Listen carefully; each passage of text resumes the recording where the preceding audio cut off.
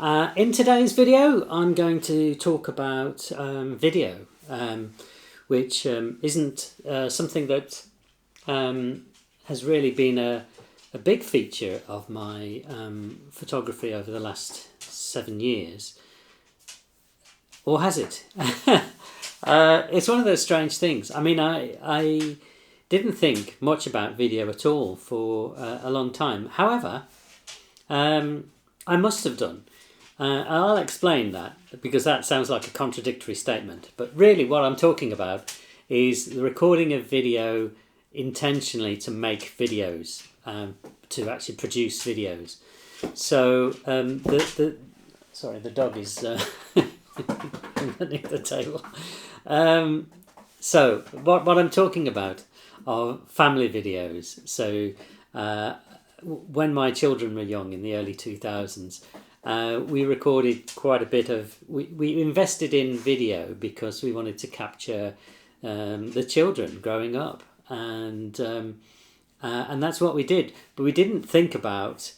It was really just point and shoot video work. It wasn't production. It wasn't to produce a video at the end of it. It was for family memories, and that's probably like a lot of families, really. And there were a number of different sorts of consumer level cameras available on the market. I'm going to talk about a few of those in this video, and also I want to introduce a new tool that I've got that I thought might be helpful. The first digital camera that was able to record video I bought was a Fujifilm, a bridge camera, but that would only record video at 720p, I guess. And this is the thing. I mean, we talk about HD and 4K and all of that now, but when you're a family, when you're just looking to record video, you don't really care. It's kind of like you're not really into it for the video quality. It's a novelty to record any video when you're a family. So from the bridge camera, the next kind of camera that was capable of capturing video that I think we intentionally bought would have been this beast. So this particular model was really expensive for us at the time. I think from memory, we thought we'd invest in what we thought was a good camera for the time, and we thought this one would work for us. It's a Sony, and it's the model DCR TRV10E, and it's PAL. So the other thing about this is that it records to videotape, but it also has a memory stick, so you can you can shoot stills as well as video. The stills, I didn't think the quality of the stills wasn't particularly great, but anyway, I don't know what sort of lens it had on it. We assumed it would be quite a decent camera. It's a 1.7. No, sorry, it's a 3.3 to 33 aperture. Lens. It's a Zeiss lens, Carl Zeiss. So I think the lens is probably still I think it's probably still a good camera, to be honest with you. So this kind of camera takes this kind of tape. So these mini DV tapes. This one is a JVC, and I counted up. We bought about 34 of these tapes, so we've got quite a bit of footage. I've even got one of these tapes. Still in its wrapper, unused. So what did I think about the quality of this camera? We took it to France as well. It's got a mount for I presume that's a mount for an external microphone, but we never used that. There is a port for a microphone, so I think you could probably either plug in a light or a microphone onto this as well. There's no. I don't think there's any. No, there is a connector there. There is some sort of if you can see that, but there is a contact there. But we've never put anything in. Never added anything into that. It's quite heavy. But it's a fairly solid beast, and we took this to France, as I say, on holiday with us. It does record, and you can do kind of things like titling, and you can fades and things like that. So I mean, it's got quite a bit of in-body capability. So really, I guess if we were, I've still kept it. I've got all the bits for it and all the cables and so on. So at the time, I think we recognised that it was a pretty good camera. It's got this night shots capability, 0 lux on there. I don't know what that really means, but yeah, it's. I think this is probably. I'll put some specs up, and I'll kind of look up the price that it was new. At the time, I think it was about 1,000 or something like that. It was certainly a big investment for us at the time. But we thought it would be good for capturing the children, as I say. So I spent a lot of time on that one because that was so expensive. But the next one I think is much simpler. So this was much later. So I think my children were a bit older, and I thought, they might want to record some video themselves. So I bought this really for my daughter principally. It's a Panasonic. It's a little video camera. It's what they call a DVD RAM video camera. This is the Panasonic VDR D100, and this records onto these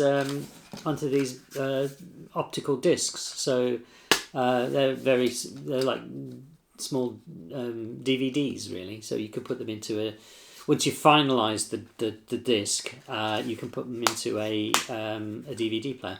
You can, depending on what type you get, you can buy write-only ones or read-write ones, which you can record over. But I got a 3-pack here, still in its original wrapping, unused. We don't have many of these. I think we tended to buy this variety, the RW, the read-write variety, so that we could, we weren't sort of limited in the how many DVDs we had. So let's have a look at this is a 30.5mm lens, and it's f1.9. So again, a pretty decent lens, I think. Not terrible. But not the highest of quality.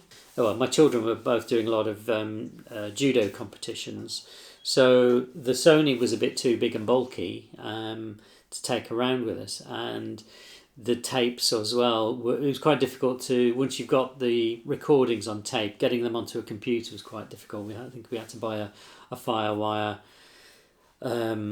capture card for the computer, and we also had a FireWire cable, but even so it was a slow process. The dubbing was slow, and things had moved on, so they'd moved on, and we bought this a Panasonic HCV500. So this actually records onto SD cards. Yeah, it's an SD card. There's even one in here, in fact. 16 gig. So we bought this because it was small and light and easy to take away with us. It had a good zoom on it. It's a 50 times zoom. I don't know if there's much else to say about this one, really. I mean, I think this is probably a good one. I'll have to look up the specs, really. But again, it was bought. All of these were bought because we just were interested in capturing video rather than producing videos. So the other thing to mention, which is something that my wife used a lot of, we also invested in these flip cameras.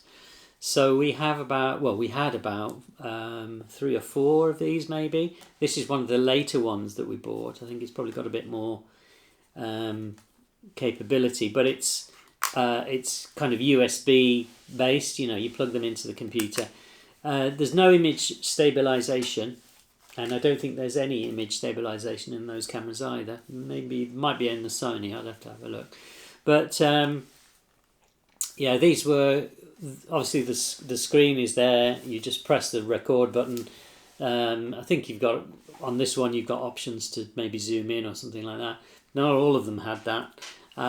But these were quite easy to use, and they were inexpensive, and you could move the video onto the computer quite easily. This was in the days before social media, though.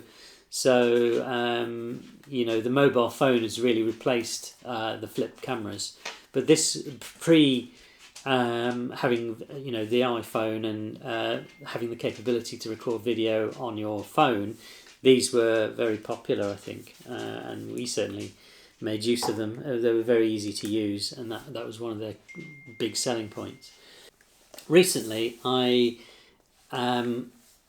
was interested in sharing a video on VHS, and I wanted to share that, but because it was VHS, I had no way of sharing it.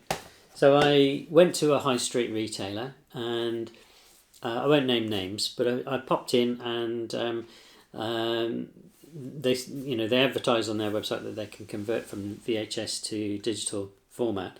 So I went in and gave it in, signed a piece of paper, and got a chip back, and about a week later I was contacted, and I went to pick it up, and it was on a DVD. So they converted the from the VHS tape to the DVD, and I put the DVD in, played the recording, and I was very disappointed. So it might not be the shop, it may not be their fault, but I was really disappointed in the quality. It was hard. There was no sound. There was somehow I've managed to, by boosting the gain and playing around quite a lot, spending a lot of time playing around, I've managed to get some sound, but it's not complete, and the quality of the video isn't great either. But I think there's obviously you're downgrading all the time in terms of video quality from when you do these kind of transfers. So I wasn't expecting the video to be as good quality anyway, because it's VHS. So but the video quality is all right, is reasonable. It's no worse than I was expecting, but it was really the lack of audio that I was really disappointed about. And so that brings me on to the point of this video, which is really to introduce this in an unboxing video, because I haven't actually used it yet. So this is a video recorder. It's made by Portta, a company called Portta, and that's with 2 T's. What does it say on the box? If I can read it, it's barely legible.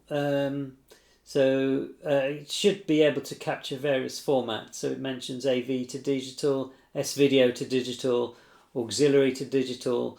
It's got a 3-inch preview screen, capture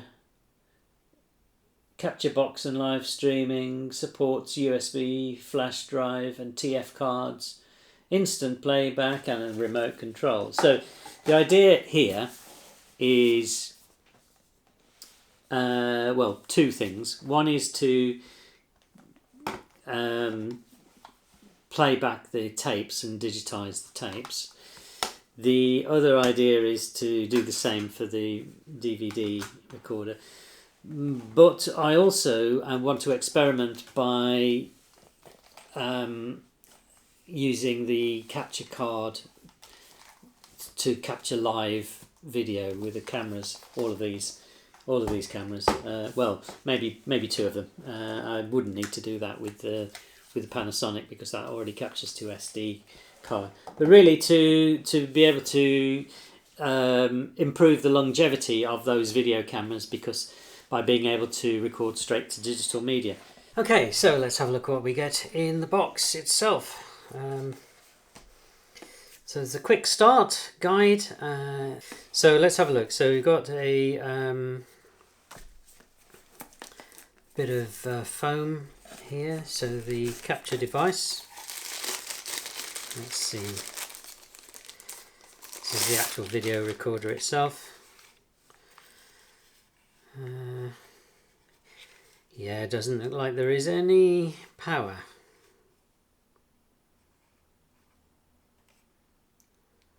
Well, it's got a USB-C. 5-volt USB-C. I wonder if I could use. Maybe I can use it, but it will need a power brick. Oh dear. Oh well. So S-video in, HDMI out, composite. Is that composite? AV in. I can never remember. It begins with C. They both begin with C. There's the yellow, white, and green. Yellow, white, and red, and there's the green, blue, and red. One is, I can't remember the name. Anyhow, they should be okay to use with what I've got. So we've got a stop button, record button, on and off switch. Okay, so that's the recorder itself, and get some accessories from the looks of things. Different cables, so USB-A to USB-C cable, to TRRS to TRRS. There's the video cable. This should be the power supply. Yeah, it's a plug, and the remote control. So, yep, it's everything that I was expecting it to include. Yeah, I really should have checked whether this particular model supports its own power. I mean, it's not a deal breaker, the fact that it doesn't have its own battery. It just means that it would add to the bulk, I guess, of using it with a camera in a recording situation. But there we go, that's that. I shall be testing that out, and we'll talk about that testing in my next video.